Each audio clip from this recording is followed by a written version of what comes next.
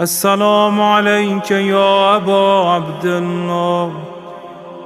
السلام عليك يا ابن رسول الله.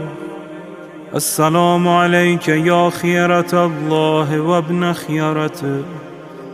السلام عليك يا ابن أمير المؤمنين وابن سيد الوصيين.